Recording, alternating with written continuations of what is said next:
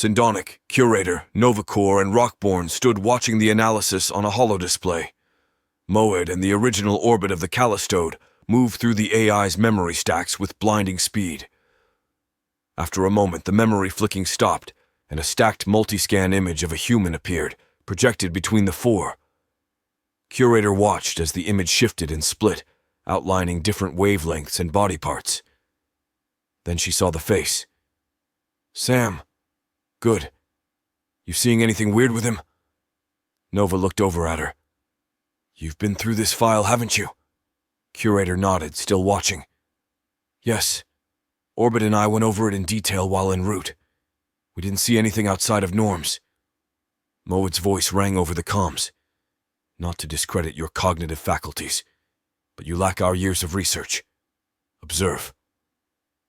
Moed flicked through the scans, many taken over the course of the years by the Preserver. Note his weight, infrared output, density approximations, and isotopic signatures. Rockborn looked as instructed and then looked over at Curator. I'm not following any of that. Curator approached the hologram, spinning the image while adjusting a series of parameters. I think I see it. His weight right, Moed? Sindonic stepped up beside her, looking over it. It is more pronounced than what was able to occur with the Stygians. I'm impressed he has remained mentally sound. He turned and looked at the Envoy members. Has he displayed any outward psychosis? Rockborn shrugged. Barely know him. Nova and Curator looked at each other, then Curator looked back at Sindonic. We've all been fairly busy. I haven't heard anything, and Orbit never mentioned anything to me. A purple hologram appeared beside Curator. She looked down at him. The other Orbit. I know. It's weird there are three of us. Curator nodded and looked back at the image. This is only going to be compounded by the time we return. Orbit manipulated the images, looking through the organs and then up to Sam's mind. If he's still alive when we return. Rockborn stepped closer. I'm not getting it. Remember, I'm not AI like you all. Please explain it to me. Orbit looked up at the armored man. Sam has been getting denser, gaining weight. So, Rockborn continued, his fat ratio has actually gone down, and it's not because it's turning to muscle. Orbit stretched out Sam's legs. Watch as we roll through the timeline again. Orbit cycled it again. His legs get fitter, and he should be losing weight, but he's actually gained weight substantially. Rockborn looked over the numbers and then looked around at everyone staring at him. That is odd. Is he being exposed to heavier metals or maybe gravity changes? Curator looked over at Sindonic. Sindonic focused his eyes on her. No, your Preserver took good notes. He has spectrographic data from numerous cell lines from the human as well as in-depth DNA scans. Sindonic pulled up a strand of DNA in the hologram. He even weighed the samples, mind you. He didn't notice either. Probably just cataloging. Those damn Preservers like their data, but never really think on it. Moed spoke again through the comms. Every portion of Sam is increasing in density. His bones, meat, DNA, all of this. Moed created a holographic red claw and waved it around the image. All of it is becoming denser due to continuous exposure to enterogravitic particles. Rockborn nodded. Still no idea. Dark matter. The binder holding the galaxies together. Sam's what? Is it just him? Or is everyone getting denser like that? Novacore asked and looked over at Rockborn. This stuff usually affects things on large scales, galaxies, universal veins, fume clouds, but the Arlong is focusing it to do something to Sam. Orbit purposefully sighed to garner everyone's attention. It's how it scanned the Callistode, and how it implanted design schematics into my programming. Rockborn crossed his scaled arms. All right. We saw a glimpse of that spear thing in your memory. That what you're talking about? Orbit nodded. Yeah, it gave me a design for a ship. Rockborn typed more in his chest cavity. You think Sam has something similar going on in his mind? He has some sort of design forced in there. Sindonic looked up at his red-shelled cohort in the glowing vat. probably does. The hologram of Mode appeared beside him. We should hurry them back. There has yet to be any others with such focused attention placed upon them. If this Sam is to have such a ship, it must be done there outside of our time well. Sindonic unfocused his eyes and turned toward Curator. You should return. Thank you for the knowledge gleaned, and we hope to receive more in the future. Curator raised her hand. Wait. We are here to learn more about your people. We had an entire mission parameter. We can stay. Mode flashed over beside Orbit. Our curiosity is piqued. Take your body capables and this data. Mode flickered over a file to Orbit. Orbit isolated it and then accepted it into his download logs. What is it? Our compendium of research. Use it. Make the ship you were shown. Please, let the Sam use it, he said. Rockborn looked around at the others. Our primary mission was to gain understanding of the Arlong. Orbit, you happy with the data? Orbit nodded. Yes. I'm running a scan on it now, but it's looking like they are honest with it.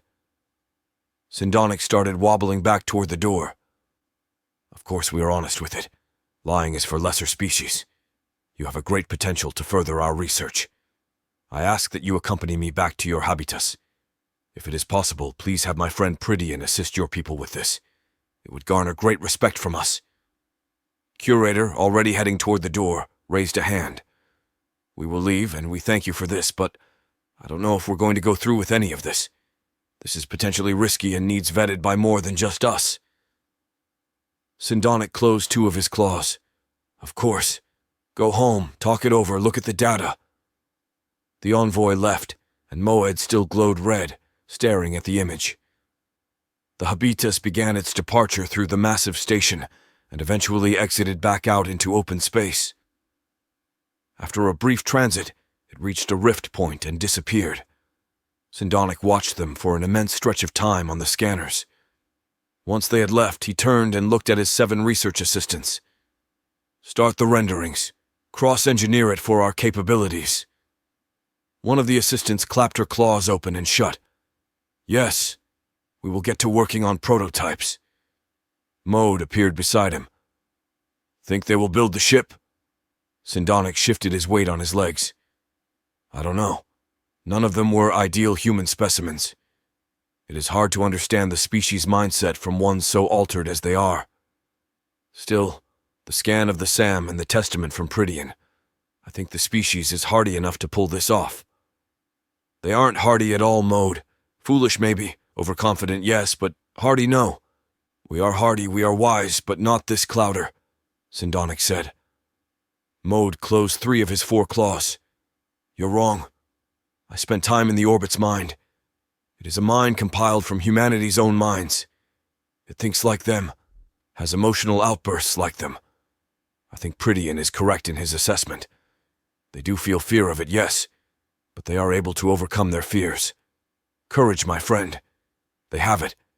They can do this task. Sindonic struck the nearby table, rocking the brine bowls left out by the research assistants. The one thing we are lacking? You think Mode? Mode relaxed his claws. Of course, my friend. That is why we have test subjects. I would have never entered this computational vat if you hadn't tested it thoroughly beforehand. Why should we not continue responsible science? Sindonic focused his eyes to pinpoints on the red hologram. Because we are handing over the honor of being the first to meet it. We should be the ones going through the sheath. We should be the ambassadors, not some startup rabble that have nested in our ruins. Moed walked his hologram around the table, eyeing the spilt brine. I do miss meals sometimes. He looked over at Sindonic.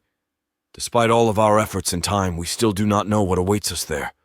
We do not know its motives. We do not know what it even is. We only have these effects. We're lucky we now have these schematics. That is more than we've had in a hypergiant's life. Sindonic relaxed a bit, easing around his joints. You are right. I know it. It has just been so long. I want to know. Mode wobbled closer to his friend. I know. We've all been here with you. We will know eventually, These humans will find out for us shortly. Sindonic met Mode's gaze. Yes, they will return to us. Their foolishness will bring them back to us with the data. Mode lifted up a bit, showing more of his underside as he stood his holographic self taller. We will keep our senses focused on them. The thought will report their movings to us. The experiment continues. Sindonic looked back at the scanner, looking out over the stars. The experiment continues. Rockborn sat with the gree of the habitus. A gnarl of twisted metal roots knotted in a way that made for a perfect stool for him to sit on. Francis swung his armor-plated legs back and forth while Orbit went through the findings with the gree. Anyone able to come up with a figure of about how much time has passed? He typed over the open comm. Curator replied from the metallurgy lab. 22 years, 3 months, 12 days, 2 hours, and 47 seconds. We weren't really brother and sister, well, not in the normal sense, but I loved Cadence. I hope she's alive still. There is absolutely no telling. She could have ended up anywhere in the Clouder or beyond, Novacor said from the star helm. So long as she stayed within range of an air facility, she'll be healthy, though. I see no reason to worry about not seeing her. Given the occurrence of war, Orbit started. The Clouder lends itself to chaos. I would lean towards the side of grief, and then, if and when you do find her, the blow will be rebounded into Jubilee. Makes sense. I just hope anything is still there. The remnants of the Huyubu could have come down pipe and blown everyone up. Rockborn typed. We could be returning to wreckage. Doubtful. Orbit continued. Sam made the Sknecht facility known to the Senate. Others would have arrived should such an event happen, and none did. Our mission could have been forgotten. 22 years is a long stretch. Rockborn typed. The gree of the habitus sighed through the ship's branch vents. We will find out soon enough. We will be exiting out of Rift in 5 minutes. All crew, make ready for arrival. Rockborn straightened out his legs and launched himself off the knot of roots. Well, here we go. The habitus exited the rift in the normal outlined proximity of Twain. The gree in orbit had to take evasive maneuvers immediately to dodge 7 ships locked in an orbital holding pattern. Everyone hold on! Orbit shouted over the comms. The ships spiraled through the ships in holding and navigated toward an empty zone. Orbit was immediately pinged. Ship, please send identification. Came a digital transmission. Habitus returning from the void lens. Orbit replied. A purple man appeared in Orbit's visual viewer. Hello, my brother, the Orbit of Twain said. It has been a long time. Are you well now? Orbit looked at the purple imaging. He had a beard now and stood taller with a clean-cut suit and tie. Yes, the presumed virus turns out to be nothing to worry about. It was merely a botched transmission distorted by time delays. Makes sense. We have much to discuss. I'll bump you ahead in the queue. I'm sure the delegates are eager to hear from you. I know I am. Orbit nodded his boyish head at his older brother. I'm eager to get caught up. I was behind before I even left. The older Orbit nodded. You given any thought to that? If you pass through the quarantine, you'll be free. You can go wherever you want. Be whoever you want. The younger shook his head. Not yet. I have ideas. You going to want to build a body? I can lend you my workshops if you want. No. I've watched Curator over the duration of this voyage. I don't think I'd like to be contained as she is. The older tilted his head a bit and coyly pivoted his body around while holding his hands behind his back. Well, Curator hasn't been as confined as you're assuming. You know she left a doppelganger behind on Vitalia, right? The boy shook his head. No. She been up to much? No more than the rest of us. The elder knelt down a bit, looking his brother in the eyes. You've missed a lot out here. You and I have a lot to talk about, brother. I'm sure we do, but first get us docked and let Sam have this data dump. Well, I would recommend giving it to the president. Sam has been out of the political scene for quite some time. Well, okay. Get us docked, and I'll give it to whomever is supposed to have it. Line it up. Sam should be made aware regardless. The scans show he is still at the center of this thing with the creature in the rift. Curious. It is a creature, then? The boy Orbit leaned his head back. Ugh. We don't know, but it's something. There is an intelligence, and it is in the center of whatever the rift is. Beyond that, and it is for the senators. Well then, by all means, share what you will while you wait. What? The boy asked. The elder cartwheeled around the digital plane, laughing. We're a registered member of the Clouder, my brother. We have votes. Well, a vote per physical body. And guess what? The boy gave a breathless sigh. You're our representative. Yes, that I am. The boy manifested a purple glowing chair and sat down. And how many of our kind are there now? The elder Orbit waved a hand and outlined a table and another chair, then sat down. Well, the giant that curator left behind. She became a force in her own right. The Gorgons. He laughed. She went full out, made some trade deals with the tower, and bought right into the Greek mythology. She built herself an army of little hers. She has tens of thousands of daughters scattered over 77 worlds providing security detail. Her and the Vatalians feud over mercenary contracts, fighting pirates and all that. The boy produced a holographic coffee and pretended to sip it, and then sat it down. He looked out through the ship's cameras and watched as the habitus approached Twain. Oh, wow. The station has grown. The older nodded, manifesting a cup of coffee the size of his head, and took a sip. He chuckled at the boy as he sat the ludicrous rendering down. Yes, it took a decade to fill up the first sphere, and then Sam, being station owner still, decided to expand. Contracts were put out, engineers lined up, and we just kept going. The younger looked out over the station. It looks like a pendulum from an old Earth clock. I like it. Yeah, we just wanted to keep it simple. 4 spheres around a central column. We're up to 80% occupancy. The older bragged. Sam, a big wig landlord, huh? The older Orbit adjusted the size of his coffee to a more manageable size and pretended to take a sip. I make sure he is taken care of. He chuckled a bit to himself. You're going to like the president. The boy shifted in his chair. Is it still Asterion? I know he was planning on running when we left. No. The older Orbit laughed. No. Asterion lost out that election hard. Admiral Frith's service and contacts carried him. Not to down on Asterion at all, but Frith made a great president. He was very assertive and commanded the spotlight well. So he's not the president anymore? Oh no, he died. A Kawaru freighter detonated while transiting through the station.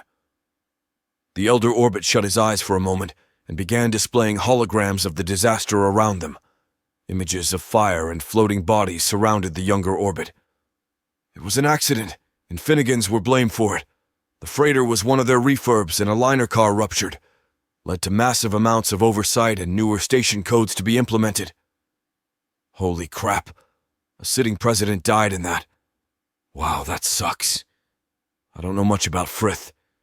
You'll have to send me some memory files on him. The elder nodded and pulled a thread from between his eyes and tossed the end of the line to his brother. The younger touched it to his forehead and pulled the memory into his data store. Thanks. Glad to share, brother. The older recrossed his legs. I'm going to buy you a habitat. That okay with you? You need a physical place to exist. You don't have a crystal yet, do you? The boy shook his head. No. Wait on me to pass quarantine for all of that. Okay? Yeah, you're going to pass. I'll have a place set up for you anyway. The boy sighed. Who's the president, then? The older shook his head, making his digital hair shake around his ears. It's a surprise. He then winked at him. Docking arms extended, brother. Welcome to the Twain. Rockborn led the 3 down the ramp and onto the landing platform below. He looked out at the entourage awaiting them. A tall woman with crimson hair and a full-length blue dress stood staring at him. Behind her were 20 armed soldiers of at least 6 different species. He could recognize the Vitalians, Craddock, and what appeared to be Curator clones, except with the Medusa hair of her giant sister. He approached the woman and held out his hand. She grabbed the gargantuan gauntlet and attempted to shake it. Her small hand barely moved it, but Rockborn gave the added effort.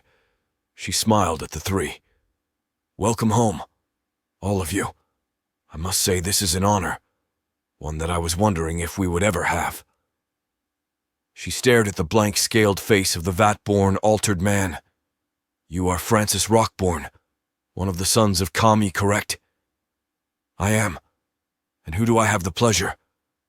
"I am Olivia Susan Clemens, daughter of Samuel and Olivia, current president of the Clouder and all her holdings." She gently let go and moved over to Curator. She took the android's hand and shook it gently. Curator smiled at her. "Thank you for greeting us, Madam President." She smiled back. "Call me Susan, and again, the honor is mine. Meeting the original Curator, mother of the Gorgon Horde. There will probably be a festival upon your returning to Vitalia." She let go and waved Novacor to approach. He stepped over and offered his upper right hand. She took it and lightly shook it. "And Nova, welcome back, sir." She turned and looked at all three as she backed away. "Well, let's get you three over to TIA for debriefing. It has been nothing but rumors and failed hypothesis during your time away. I'm excited to hear what you all have gleaned." She turned and started back through the soldiers. The entourage of officers parted as she went through. Rockborn looked over at Curator and shrugged. Curator gestured for him to follow. He relaxed and followed after the president. President Susan sat in her office, foot draped over the corner of the desk, and sipped on a coffee. She was young, only 20 years old, but her years shadowing her father had put her in everyone's mind. So far, there was nothing in the Clouder Accord limiting a president's age, and the people had voted.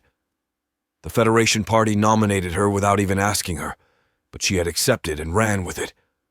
Now she sat at her father's desk while he spent his days rebuilding freighters in his private dockage. "Excuse me, Orbit, if you have a moment," she asked to the room.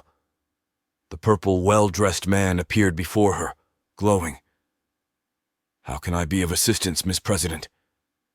"Has the Senate gone over the debriefings?" she asked. He nodded. "And nothing has changed, ma'am.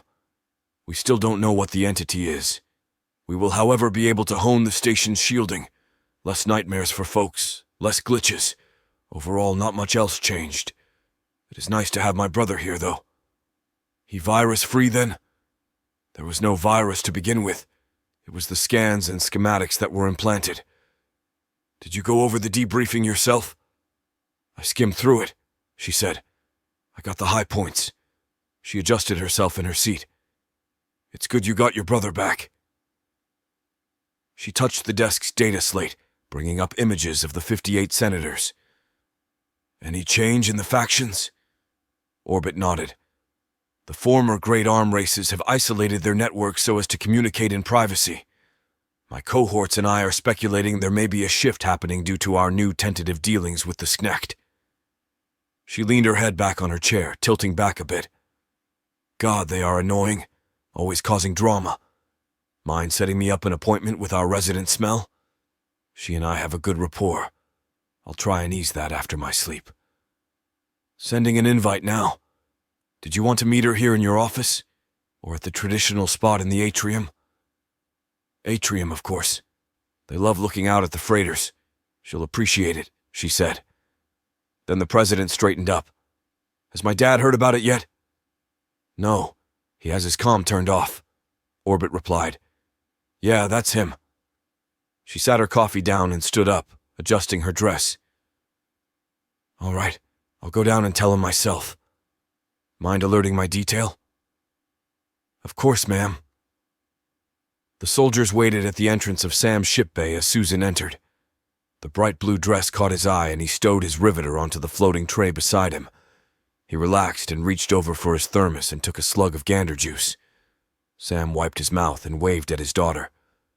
"What brings you all the way out here?" he asked. "You been here all day?" she asked up at him. He nodded. "Yup. Rebuilding this old Margot shipper. Figured I could do it up right and have it added to the museum." She looked over the bulky hauler craft. Remind me of my first racer. She laughed. He laughed with her. You were proud of it. That brick got some speed too. You got first in the orbital pre that year, didn't you? Or was that the year after? She ran a hand on a strut of the ship. It was the year after. I couldn't hold my temper that first year. Too busy crashing, remember? He nodded. Yup, that's right. He took another drink and stared at her. Dad, Rockborn and the Envoy are back. He stared a bit longer. Well, they learn anything? Yeah. Turns out the Arlong was trying to send out invites. They just happened to ruin any electronics not in orbit around a black hole. Invites, he repeated. She nodded. Yeah. Orbit brought back a schematic for a ship. A human ship. Made for one. He took another drink. Also, it's been scanning you too over the years. The Sknecht made mention that it's interested in you, maybe. I don't know. She walked over to the lifter and stepped on it. It hovered her up to the top of the ship and she stepped off next to her father. She sat beside him and stretched her legs out. You interested in going? She asked. He nodded. Probably will. Sounds like something I should do. Things been bothering me off and on for years now. She leaned into her dad and ran her hand over the creases in his right hand. You don't have to. There's lots here who are more than ready to take that risk. He turned his hand up and grasped hers. You four are all grown up. I heard. I've done all sorts. It sounds like an adventure I am ready for. She looked up at him, noting his mostly gray beard. You could take the treatments. The air can fix your telomere damage easily, just like Mom. He squeezed her hand. Your mom is full of life. Always has been. That's not me. That's not what I want. He stood up and walked over to the lift platform. Come on. Let's go get something livelier to drink. Maybe look over these schematics you mentioned. She got up slowly and stepped onto the lift with him. I figured you'd want to go. Yup. He leaned into her and squeezed her in a hug.